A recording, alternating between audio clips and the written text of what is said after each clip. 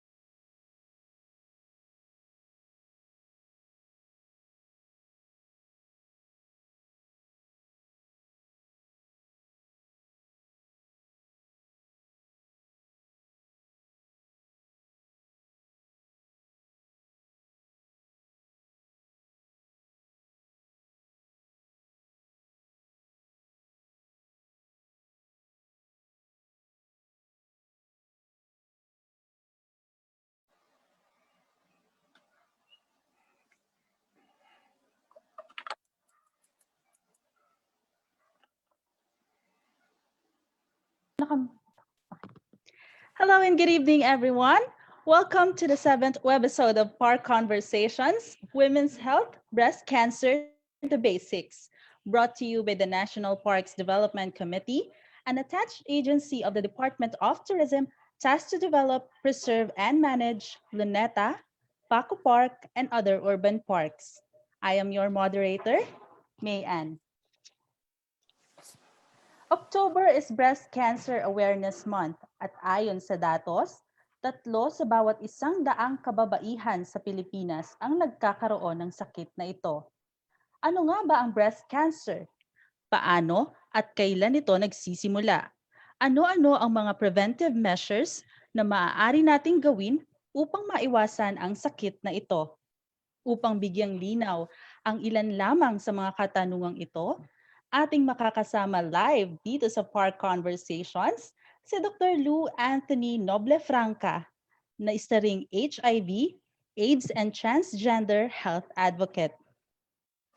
Dr. Noblefranca finished his Bachelor of Science degree in Medical Technology from Silliman University in 2006 and successfully finished his degree in Doctor of Medicine in De La Salle Medical and Health Sciences Institute in 2011. From 2011 to 2012, Dr. Noblefranca took his postgraduate medical internship at the Air Force General Hospital and passed the Philippine Physician Licensure Examination the following year.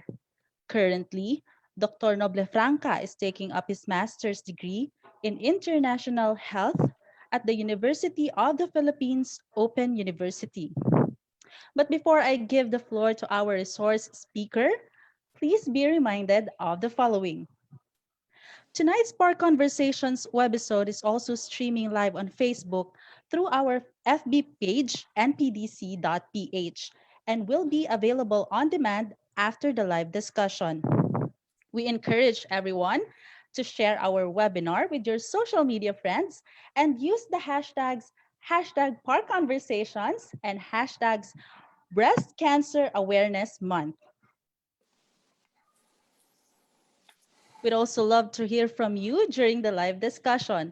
Kung kayo po ay may mga tanong sa ating speaker, maaari ninyo itong iparating sa amin sa pamamagitan ng Q&A button na matatagpuan sa ibabang bahagi ng inyong screen. Ito po ay para sa ating mga Zoom participants.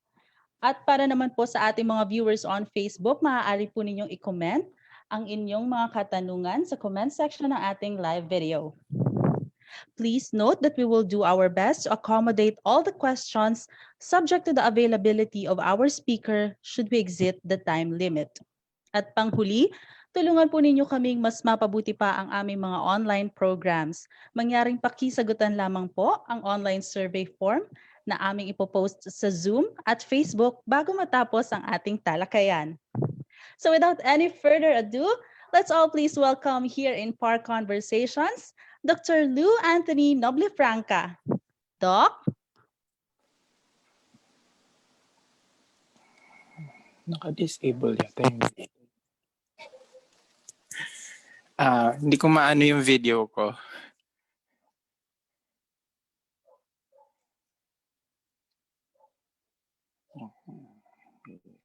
Ayan. Hello, good evening. I'm Dr. 𝐸 Noblefranca and I will be talking to you about the basics of breast cancer. No?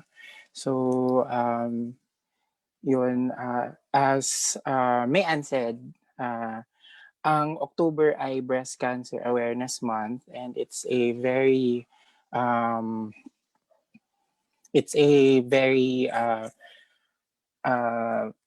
huge na statistic kasi ang breast CA sa Pilipinas. So it's best na we talk about it, how to prevent it, at ano yung mga risk factors for getting breast CA, tsaka kung saan at paano siya nagsisimula. So ready na ba yung ano natin, yung PowerPoint?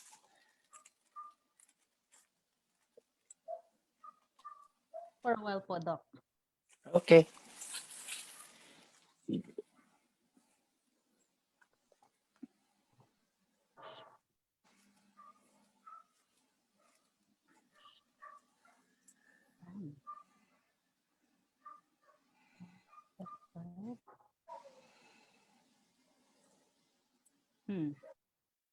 Okay.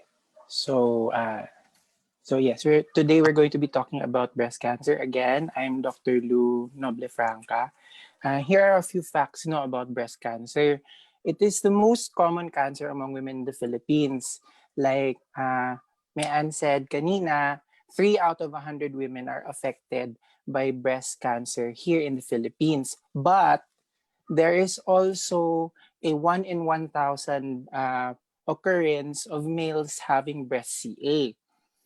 Hindi lang babae ang nagkakaroon ng breast cancer. So meron ding mga lalaki na nagkakaroon ng breast CA. So 85% of those who have a history of breast cancer do not have a familial history, or ibig sabihin wala silang relative, kamag-anak na merong breast cancer. And mammograms, and I'd just like to add, breast self-examination are the most effective methods in detecting even early stages of breast cancer. Next slide, please.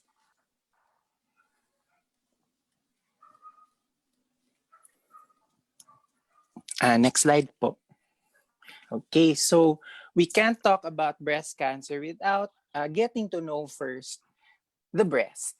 So the breast is an accessory organ that is located in the chest. It is composed mainly in women of the areola, the nipple, ducts and lobes, tsaka fat or stroma. So ayun, kilala na natin si breast. Nag-e-extend ang breast tissue hanggang axilla kasi meron kasi tayong mga lymph nodes that drain from the breast to the axilla, or the kilikili sa Tagalog. Okay, so next slide please. So what is breast cancer? Breast cancer is a type of cancer which starts in the breast, tapos nagpo-form siya ng tumor or growth that can be seen on X-ray or nakakapa bilang bukol. It occurs almost entirely in women, pero mga lalaki can also get breast cancer. And it's important to note na most breast lumps are benign and not malignant. So wag magpanik kaagad kung may makakapa ikaw na bukol sa bandang suso, kasi most breast lumps, I repeat, are benign and not malignant.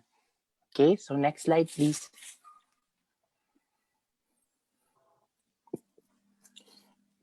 So where does breast cancer start? Saan ba siya nagsisimula?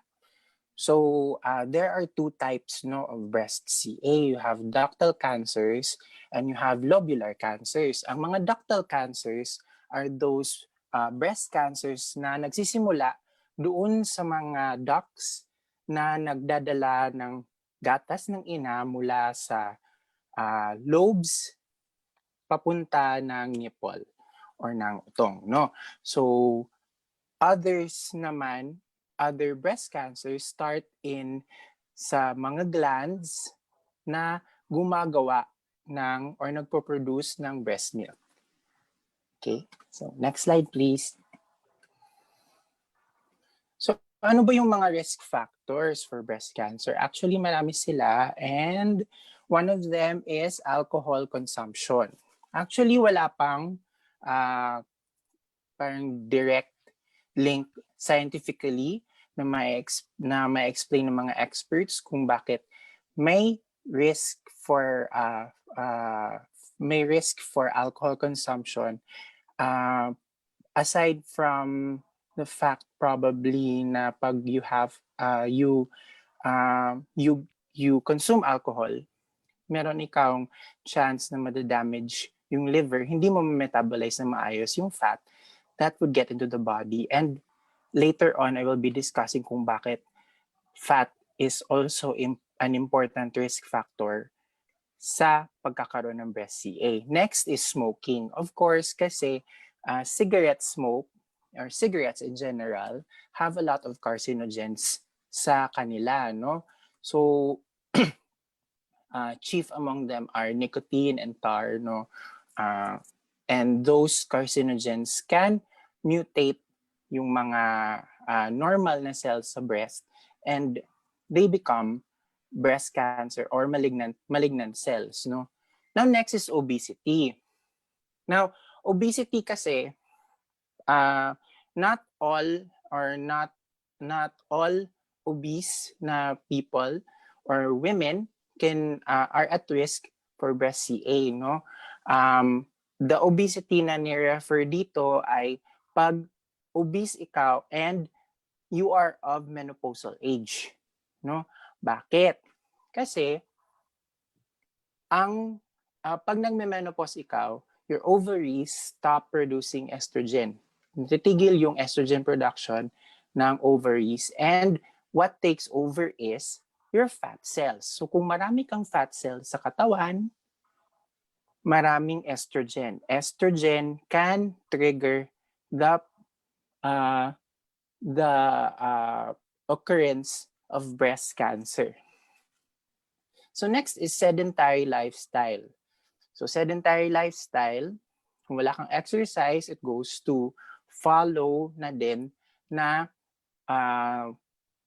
tumataas din yung mga fat stores natin sa katawan. And then again, fat stores kasi are a good source or a very good source of estrogen. And estrogen can cause breast CA.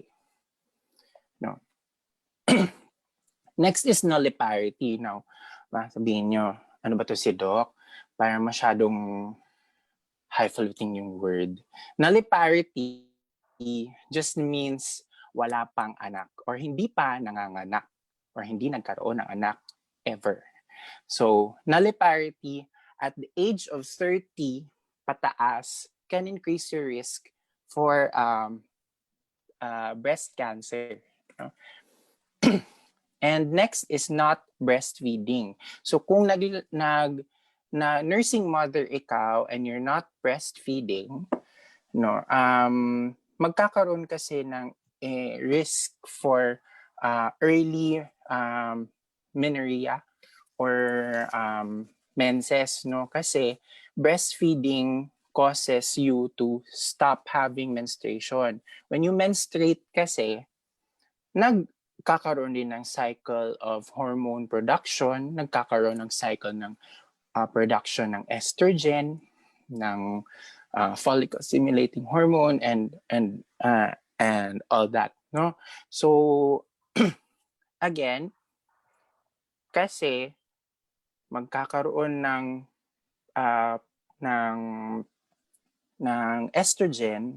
estrogen can increase the risk of breast CA. Next slide, please.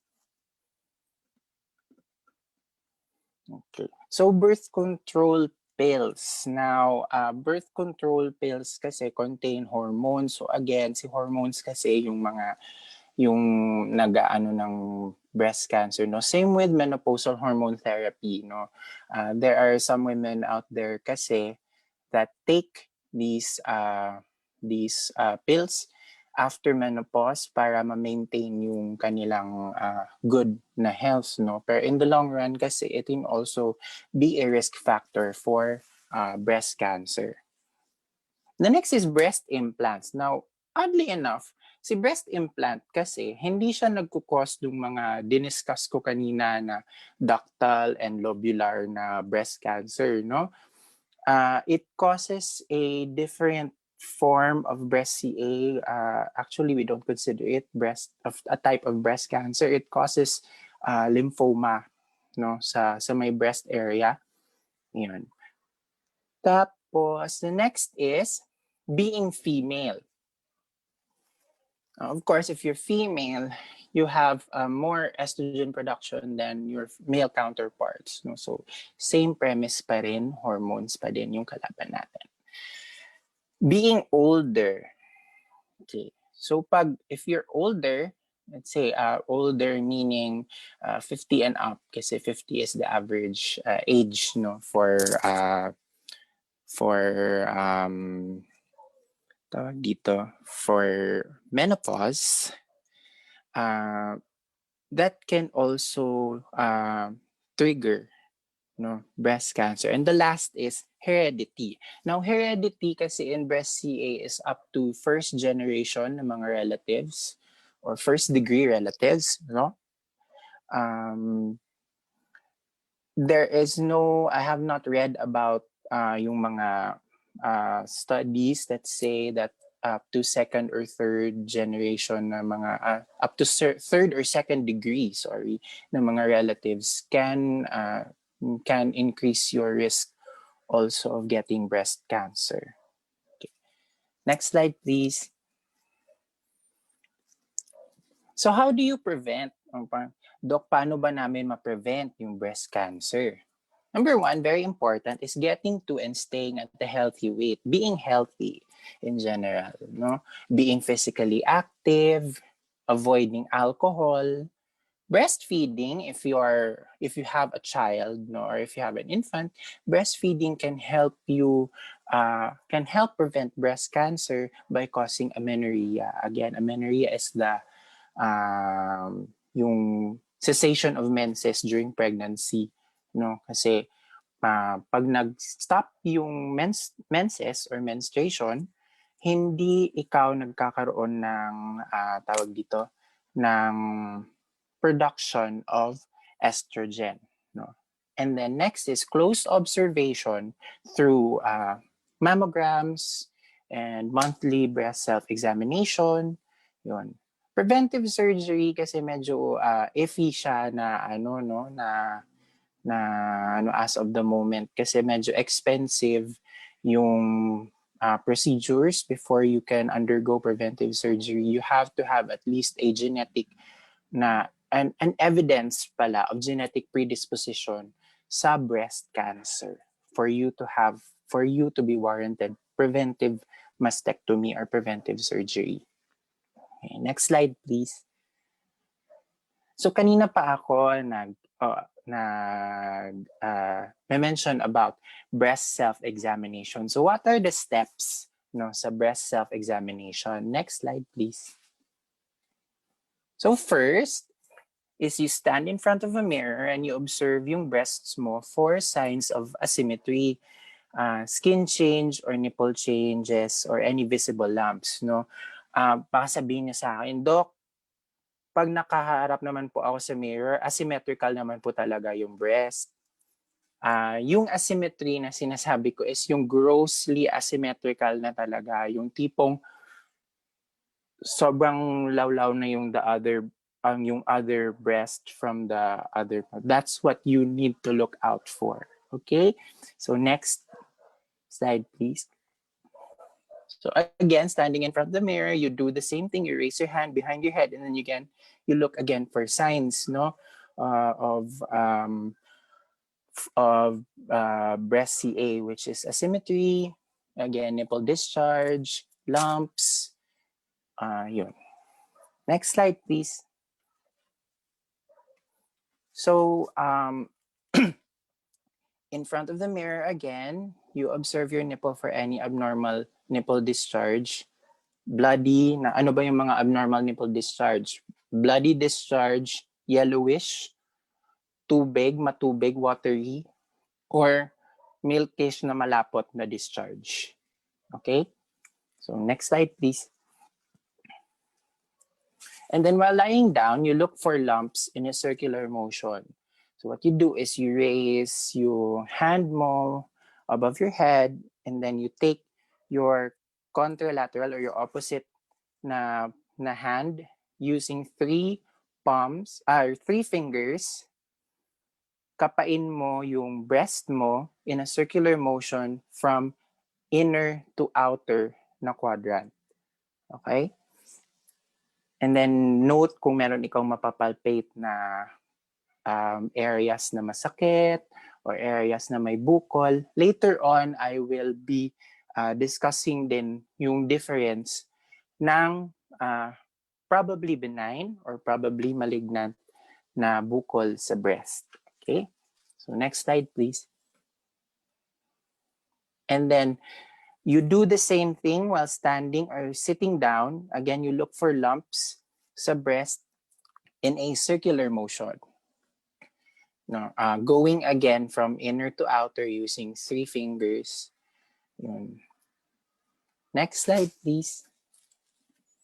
So why do, tanungin nyo ulit, Doc, bakit po ba ako dapat mag-breast self-exam? Okay, it's an opportunity kasi for you to become familiar with your breasts. No, it's also a good exercise of being a good steward sa katawan na hiniram natin mula sa may kapal. Okay? So, and also, it is an opportunity for you to discover any early changes. Kasi syempre, monthly mo na siyang ginagawa, mapapansin mo din na ay parang may nag-iba. Okay? So, next please. Kailan ka ba dapat gagawa ng, or when do you do a breast self-exam? So, technically, you should begin at age 20 and you do it monthly. For menstruating women, gawin mo siya ng 5 to 7 days after yung beginning ng menstrual period mo. Bakit? Kasi pag nagkaka-menstruation ang isang babae, the breasts are normally engorged, no, or normally swollen. So, pag halimbawa, you do a breast self-exam during those times, meron ikaw talagang makakapa na something kasi engorged siya. Now, pag menopausal naman or non-menstruating women, sa non-menstruating women here, I'm referring to yung mga na-operahan, natanggalan na ng matres. You do your breast self-examination the same day each month. Okay? The next slide, please. Okay, so what are the symptoms that you need to watch out for in breast CA? Now, una is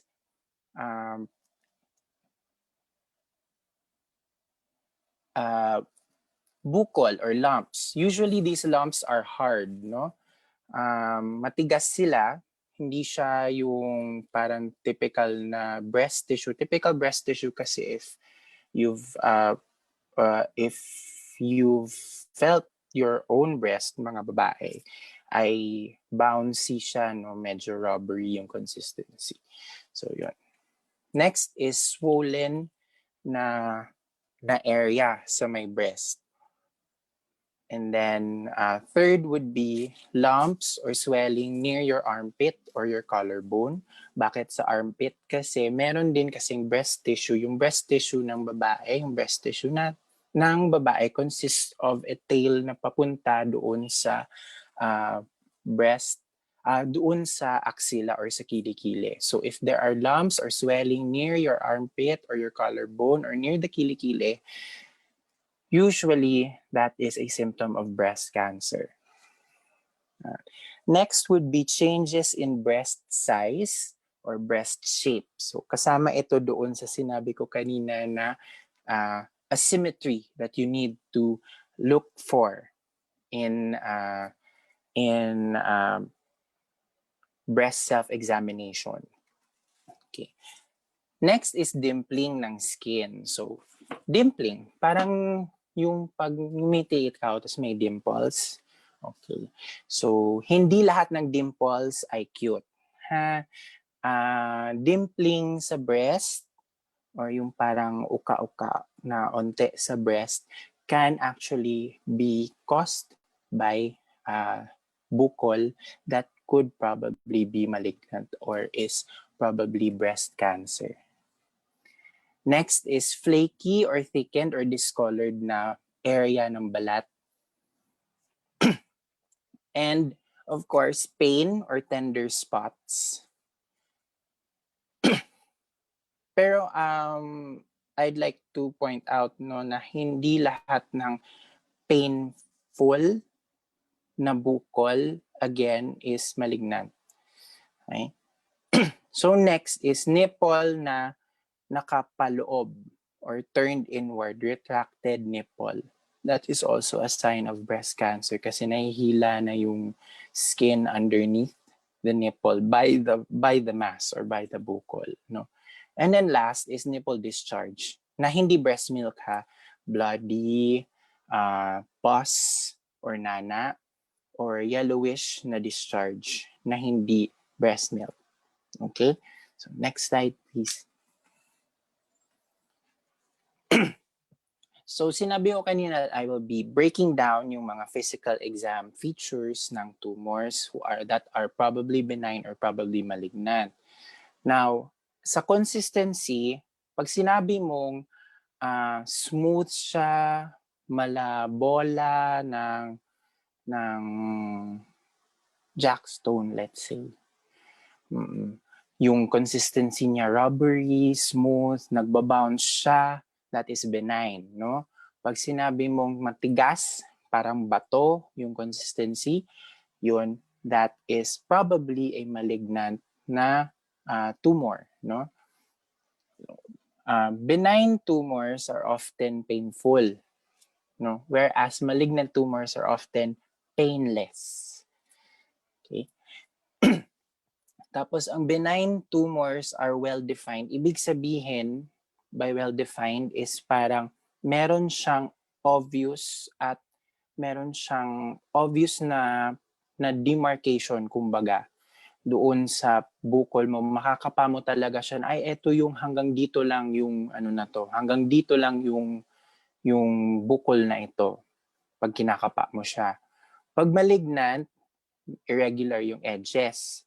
Merong parang nag-e-extend pa pataas, ganun. Or para siyang, kung i-imagine mo siya, para siyang yung web ng spider, ganun.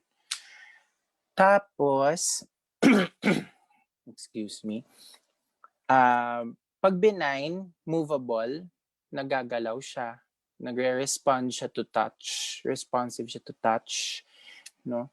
Malignant, hindi siya gumagalaw kasi nahihila na niya yung skin pababa, pati yung connective tissue ng skin or yung tissue na sa ilalim ng balat natin na ano na siya, nahihila na siya. So hindi na siya gumagalaw.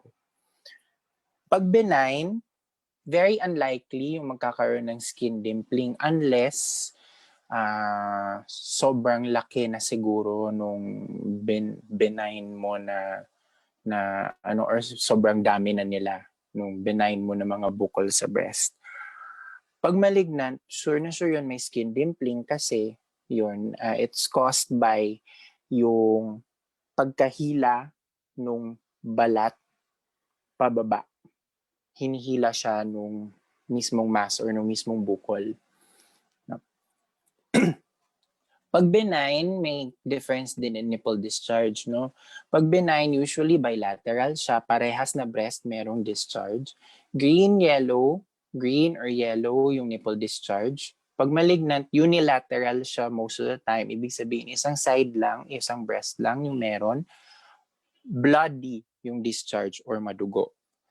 No? And last, pag benign, walang nipple retraction. And then malignant, merong nipple retraction kasi minsan nahihila na yung skin around the nipple and around the areola pababa by the bukol na nasa ilalim. Okay. So I think it's time for Q&A because my next slide says Q&A time. Next slide.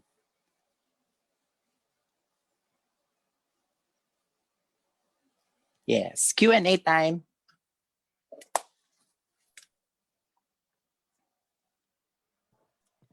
Ayan, for our Q&A, so ito Doc, merong mga clarifications and mga questions po yung ilan sa ating mga viewers, ano po. Okay. So first is from Miss Abby Shoponko, wearing a bra, especially underwire ones, cause breast cancer. Fact or myth po? Myth. Malaking myth. Mm-hmm. Kasi walang ang ganito ha. Wearing an underwire bra or wearing a bra for that matter does not cause breast cancer. At what it can cause at best is inflammation ng area kung nasaan masikip yung underwire mo or yung bra. Pero as to whether or not it causes breast CA, wala pa tayong scientific link or wala pa tayong scientific evidence na nagkukos siya ng breast cancer. So myth po. Okay. Next question po, Doc. Yes. Normal lang ba na sumasakit ang breast pag malapit na ang period? I mean, yung menstruation po. Yes, it's normal kasi like I said kanina, meron kasi talagang menstruation related na mastitis or mastalgia or pain sa breast kasi nag-engorge din yung breast mo pag malapit na yung menses. So it's normal. What is abnormal kasi is you have masakit na or pain sa breast na nagko-continue after menstruation and usually one-sided lang siya. Pag one-sided lang, usually abnormal na yung pain na yun. Hindi na siya connected doon sa menstruation. Okay? Mm-hmm. Oh, okay. Our next question po is from 𝘕𝑗𝑳𝑒𝑟 Dubal. Ayan. Okay. Hi, Doc. Question. Do fertility drugs increase the risk of breast CA? Hello. Yun.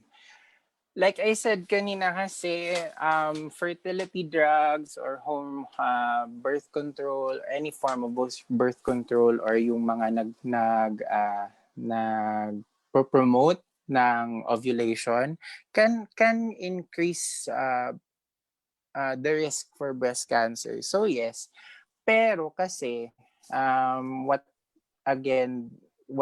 you need to consider if you really want to have children and you're unable to do so and you're going to undergo fertility treatment is the risk of the benefit over the risk. So short term lang naman siya na treatment, I don't think naman na it will cause or it can have a large impact naman on the breast. I hope I answered her question. Okay po. Our next question. Masama po ba matulog ng may bra? Does it increase the risk of having breast cancer?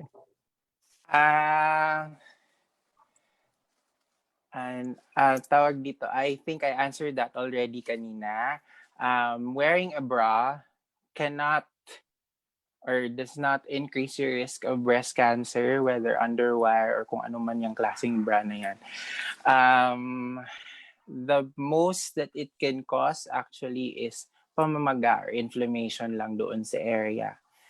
So, no. But for the purposes of safety and I suggest you don't go to bed while wearing a bra. Okay? Mm-hmm.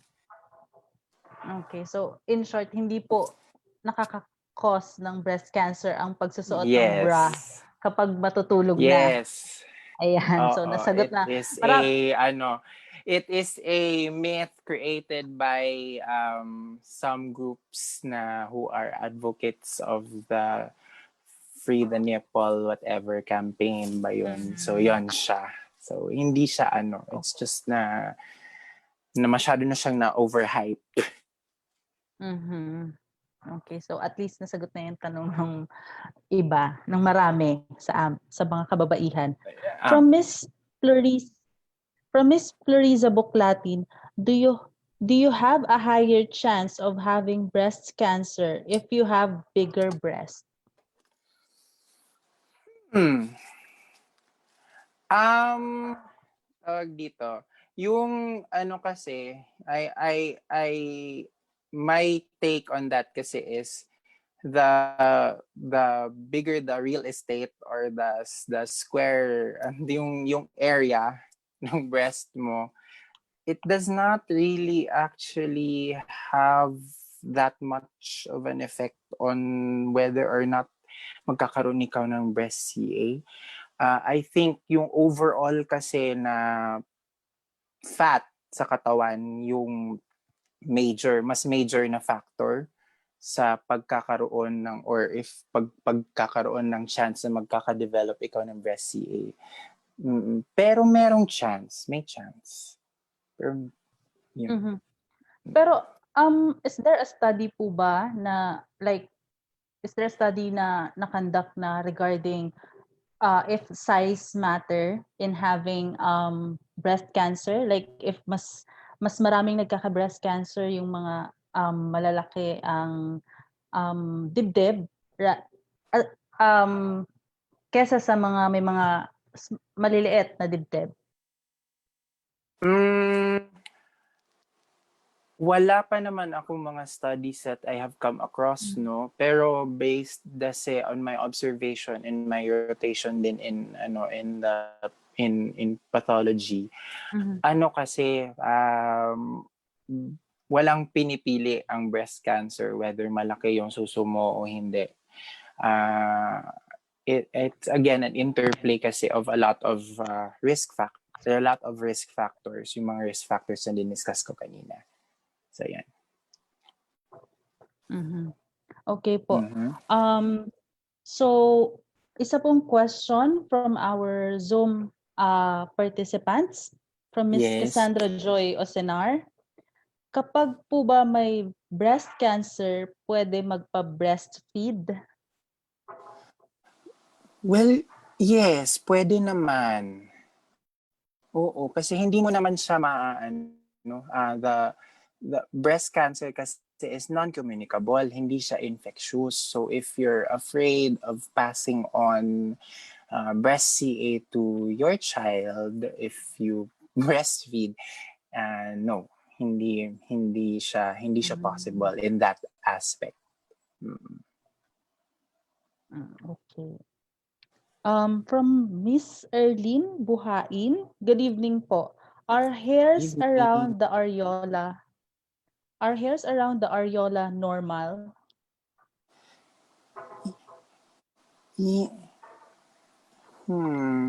Yes. Depende actually sa iyo. Depende din sa genetics mo kung if you are more hirsute or you are more of a hairy individual. There are women who have chest hair and hair around the breast. So that is part din of normal anatomy. Pero what if po, like halimbawa, kasi merong mga iba na parang, di ba uso ngayon yung nagpapawax, so ng mga hair sa legs, ganyan. So if halimbawang pinatanggal yung hair around the chest area or sa areola, is there a risk sa pagtanggal ng mga hairs? Kung may connection ba siya to getting breast cancer? Yes. No, wala. The most that you can get from waxing if not done properly is localized lang na swelling or pamamaga. Okay, thank you for that talk. And then ayan. Say, go ahead, sir. Ayun, meron kasing question dito. Doc, yun po bang paghawak ng lalaki sa breast ng babae ay pwedeng maging cause ng breast cancer? Hindi po. Pwede lang po siyang mag-cause ng pamamaga, pero not breast CA. I hope I answered your question. Okay. Yan. Ayan. So, Doc, another question. Yes. So here's a question from Joanna Agnella Manarin. So, hi Doc, question po. Can complications encountered during breastfeeding cause breast cancer? Example, mastitis, ruptured breast, capillaries, and others. No. Again, walang study or walang scientific proof that these complications such as inflammation ng breast or mastitis, ruptured na capillaries sa breast pag nagpapasuso sa anak ay nagkukos ng breast CA. From Miss Sally Honrejas, if you have seen or felt the signs and symptoms, what is the first step to do? If you have seen or felt symptoms, now the first thing you need to do is to relax. Kasi most of the time, like I said, breast nodules, breast masses, or yung mga bukol sa breast usually are benign. Pangalawa, what you need to do is you go to a general surgeon or an oncologist to check if the bukol na yung nakapa sa breast or yung mga signs and symptoms na nakita mo are indeed signs of breast cancer. No? So, ayun. May question ulit dito sa chat. Wait lang. Hindi ko nakita. Here, wait. So, ang cancer po ba ay tumor? Yes po. A cancer or a cancerous growth is a tumor. A tumor kasi is the more generalized na definition, na word that we use for any mass, any bukol in any area of the body, whether benign or malignant. So, yan. I hope I answered your question again. Thank you. Party. Ito po, Doc, another question from Yes. Leila Hara. What diet reduces the risk of breast cancer? Very good question, no? Kasi marami kasing mga diets there that overhype themselves, and this helps reduce breast cancer. My take on that kasi is, if you take good care of yourself, you eat the right kind of food, you maintain a healthy diet with a lot of fruits, vegetables, and the right mix of proteins and carbohydrates, then you can reduce your risk for breast cancer. As to kung meron talagang diet na nagre-reduce ng risk ng breast CA, walang specific na diet na nagre-reduce ng breast cancer. Okay. Any other question? Ito pa. Meron pa, sir. Yes. Marami pa pong questions ang ating mga viewers po. Okay. So, from Mr. Egay Mendenweta, Doc, papaano ho ba nagkakaroon ng breast cancer ang lalaki? Actually, kasi sa sobrang rare niya, no, hindi pa din masyadong naiaano natin yung causes for breast cancer in men, but men can also get yung mga the two most common types of breast CA, no. Yun lang, hindi natin masyado pang naiintindihan kung paano siya nakukuha, kasi wala pa kasing it's very rare kasi, as I said kanina, it's 1 in 1,000 na population yung nagkakaroon ng breast cancer sa lalaki. Although I have the, ewan ko kung fortunate or unfortunate opportunity to have seen 2 in my lifetime, yun, or in my practice ng breast CA na lalaki. Another question from Sally Honrejas. Yes. Are unmarried or childless married women more prone to breast cancer?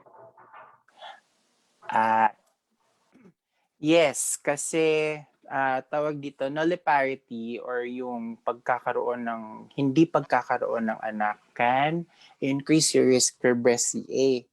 Kasi childbirth and actually or nursing when you gestation can cause cessation of menses. Cessation of menses can then lead to decreased or no production of yung mga hormones that would predispose you to getting breast cancer, no, which such as estrogen. Iyon. May question ulit po from the chat is Sir Vivencio Vargas. Kung namamana po ba ang breast cancer? If oo, paano? Tapos hanggang kaninong generation, tsaka ano po ang pwedeng maging risk factor? Ang dami naman. Sige. I will try to answer that one by one. Una, namamana po ba ang breast cancer? Yes, it is. It has a genetic predisposition. It is hereditary. If paano, science is not yet clear on that kung paano, no, hanggang anong generation or hanggang kaninong generation. The proper na ano kasi doon is kung paano, hanggang anong degree, no. Kung first degree relative mo, mother mo, or first degree relatives such as cousins, aunts, yun, that is yung tawag dito, kung hanggang saan. Tapos ano yung magiging risk factor? Risk factor. Ano po ba, sir, yung ano nyo, yung what do you mean po by risk factor? Kasi kung risk factors, marami po tayong mga mga accompanying po ng mga risk factors na maari pong mag-trigger ng mo, such as alcohol consumption, smoking, being obese after menopause, ganon. Yeah. Questions? Okay. So we hope nasagot natin yung maraming questions ni Sir Vivencio Vargas po, ano. So yes, I hope. And next is from Lorcel Ann. Hi Doc, can you tell us more about preventive mastectomy? Is it worth undergoing it if your family has a history of breast cancer? Hello, Lorcel. Actually, Lorcel is a friend of mine from high school, no? Oh. Lerch, lagot ka sa akin after. Pero that is a very good question, no? Preventive mastectomy kasi masyado siya naging popular nung nilabas yung balita na pinagawa daw siya ni Angelina Jolie kasi meron siyang family history of breast cancer. Now, what is preventive mastectomy? Basically, it is the removal of the breast without any sign or symptom na outward na meron ikawng breast cancer. What they go on is for kung meron kang genetic predisposition, which means one of your relatives, probably your mother or your aunt,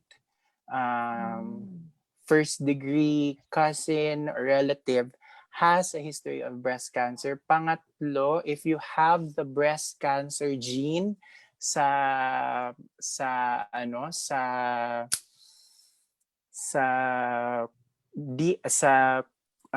katawan mo, then you are a candidate for preventive mastectomy. Pero again, kasi medyo expensive siya dito, knowing the healthcare here in the Philippines. So, yun. I hope I answered your question properly, no, Lorcel? Yes. Okay. Siya, again, meron pang follow-up question si Sir Vargas. Ano pong hormone affected pag may breast cancer?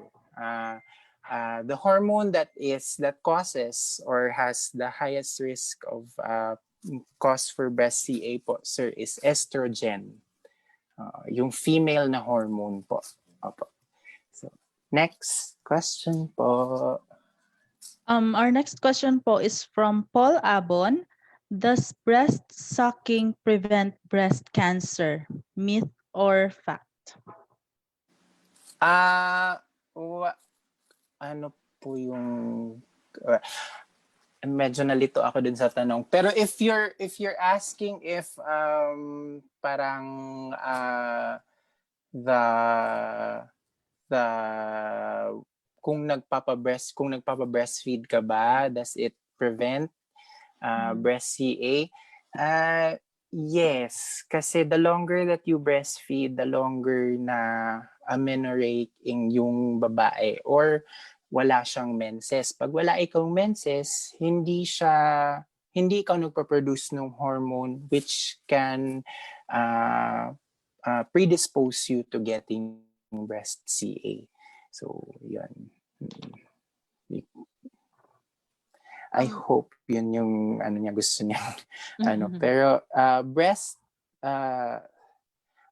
sucking. Ano nga ba ulit yung question? Nalito ako sa question niya.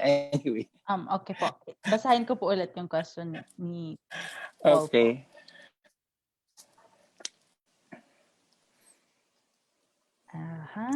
Does breast sucking prevent breast cancer? No.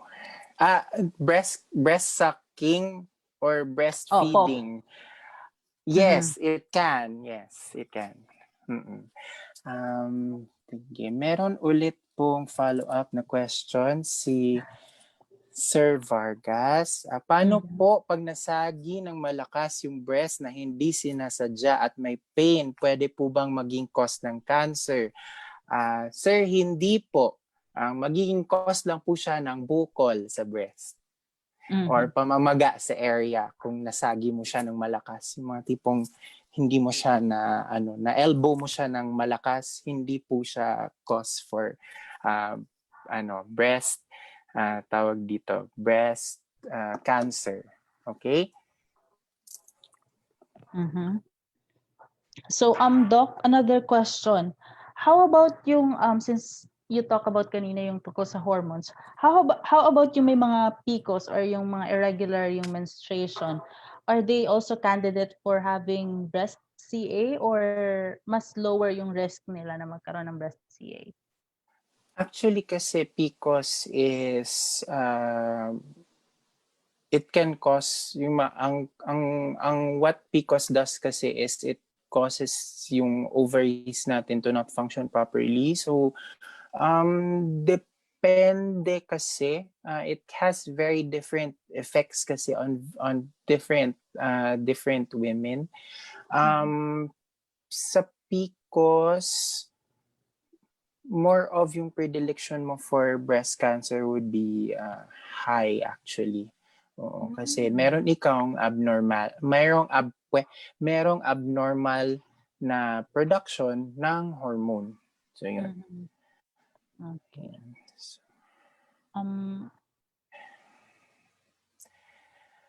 Okay, so sa chat, meron po ulit question. Ano pong risk, age ang pwedeng magkaroon ng breast cancer? Now, breast cancer kasi usually is cancer of advanced age, no, meaning 50 and up. Pero kasi if you have a family history of breast cancer, that increases your risk, no? So for example, meron ikang relative nagkaroon ng breast cancer at the age of 45, your tawag dito, your risk for getting breast cancer at a younger age than that relative increases. So yun. Pero usually breast CA is found or is seen in older women. Okay po. Ito po, may question pa po from Rosini Moyargas Montanya. Hi Doc, ask ko lang. Hello. Pag nagka-baby at hindi ka nagpasuso ng baby, may posibilidad ka na magka-breast cancer? Yes, kasi tawag dito, I think yung act kasi of breastfeeding or can trigger kasi tawag dito cessation ng or pag-stop or pagtitigil ng menstruation. Now, once kasi na nagsistop yung menstruation, nagsistop din yung pagproduce ng tawag dito ng hormone which can lead you to have breast cancer. So, yun. Ayan. Mm-mm. So, mukhang wala na pong mga questions. Saan ang ating mga viewers? Ito po. Meron pang isa po. From Marco Hizon Chuseko. How large must a breast cyst be for it to be untreatable by medication and operation is the only option? So, gaano ba dapat po kalaki yung bukol para masabi natin na ay itong size na to treatable pa. Tapos ito for operation na siya. In general kasi, pag sinabi mo na depende kasi kung anong klaseng bukol siya. Kasi kung fibrocystic change lang siya or yung mga benign na bukol of the breast, that can still be treated medically and pwede pa naman natin siyang under close observation, no? Size kasi of it's very hard kasi to estimate yung kasi meron kasing ibang mga bukol na maliit lang pero aggressive siya, kumbaga small but terrible, ika nga. Meron din namang malaki yung bukol, malaki yung mass, and then it turns out after close examination, after na ma-remove yung benign lang pala siya. Yun. So size kasi when you talk about kasi yung malignancy ng or the what do you call this? The tendency for a mass to be malignant, you talk about kasi mga tumor staging, kung nag-invade na ba siya sa lymph nodes, or kung hanggang anong level na siya ng lymph node nag-i-invade, tapos kung meron pang mga other pa na mga kung nagsispread na ba siya sa other parts of the body, yun. So it's not just the size that we are considering pag nagda-diagnose tayo whether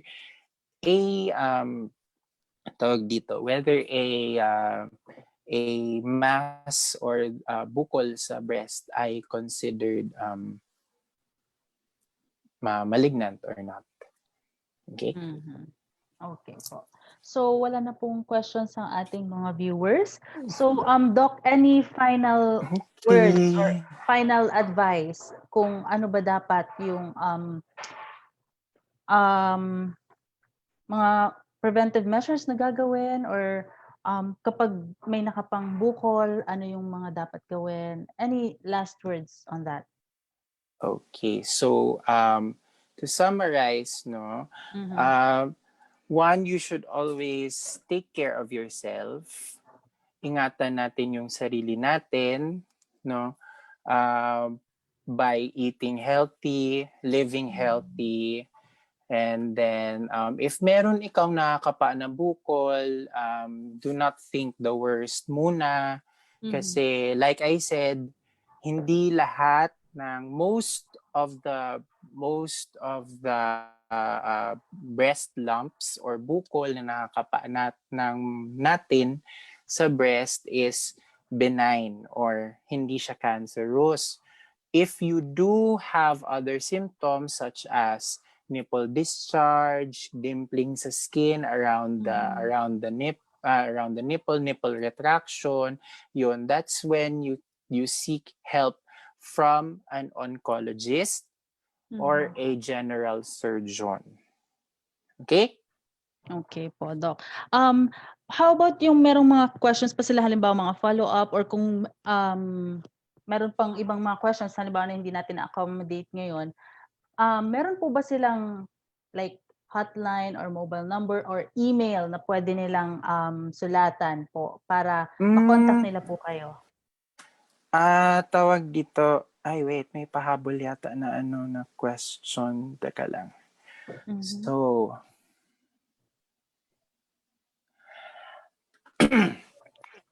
the question is, halimbawa po, kung yung nanay ay late niyang na-realize na may breast cancer siya, nag-breastfeed siya sa anak niya, possible po ba na mahawa yung baby? I think I answered this kanina, no? Walang possibility na mahawa si baby from breast cancer kasi breast cancer is non-infectious, non-communicable siya. Okay? So, with yung question mo about where you can reach me at my personal na email address. That's 𝐿𝑎NoblefrancaMD@gmail.com. 𝐿𝑎NoblefrancaMD@gmail.com. That's 𝐿𝑎NoblefrancaMD@gmail.com. So, ayan po. Pwede natin kontakin si Doc. If ever meron tayong questions, i-email lang natin siya. Ayan. Okay. And thank you so much po, Doc Noblefranca. And also thank you to our Zoom participants and Facebook Live viewers for joining us and making Par Conversations Women's Health Breast Cancer The Basics webisode a success. Please don't forget to check your chat box and comment section in our Facebook Live for the survey link. Again, your comments and suggestions are important for us to improve the quality of our online shows and projects. Nais din po namin pasalamatan si Dr. Lou Anthony Noblefranca para sa kanyang pagbabahagi ng kaalaman. And as our token of appreciation, narito po ang isang digital certificate para kay Dr. Noblefranca. Let me just share my screen again. Doc? Okay. Ayan.